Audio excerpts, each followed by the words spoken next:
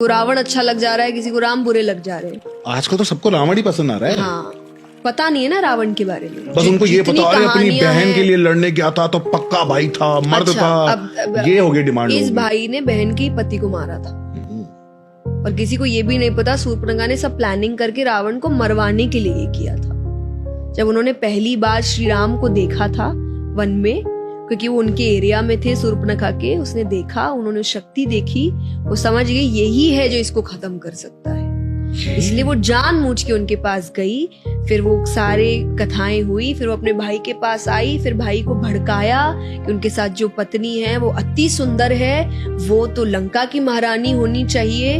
तो वो एक तो बहन के कोई बदले के लिए गया नहीं था, उसे था अपने लंका को और शानदार बनाना, वो शानदार सुंदर रानियों से बन सकता है, तो वो इन चीजों के लिए गया। दूसरा, ये भी अगर किसी को नहीं पता है, he was a rapist, please go and read about it.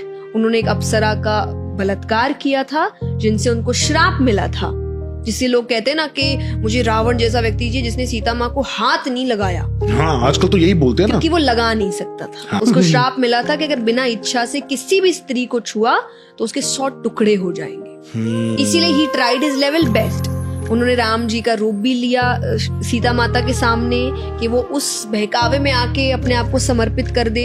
उन्होंने ये भी अफवाह फैलाई कि राम जी तो मर गए हैं युद्ध में, हाँ। कि अब बेचारी हार के अपने आप को समर्पित कर ले, पर अपनी मर्जी से एक बार समर्पित हो गई तो हो गई मेरी। तो ये बातें लोगों को पता नहीं है, पढ़ते नहीं है, तो उनको गलत चीजें सही लगने लग जाती है और सही चीजें। बट देन भी से कलयुग आ रहा है। एक और बात बोलते हैं लोग कि राम जी तो वन में थे, तो वो जब शूर्पणखा आई थी, वो जो हिरण था, हिरण का क्या करने गए थे? शिकारी तो करने गए थे। जी नहीं, उन्होंने थोड़ा कहा था मैं अयोध्या लेके जाऊंगी, इतना सुंदर है सीता माता ने। फिर जब वो बहुत देर तक नहीं आया तब राम जी समझ गए थे कि ये हिरण नहीं है, इसीलिए उन्होंने एंड में तीर चलाया, समझने के बाद कि ये हिरण नहीं है, ये कुछ मायावी है।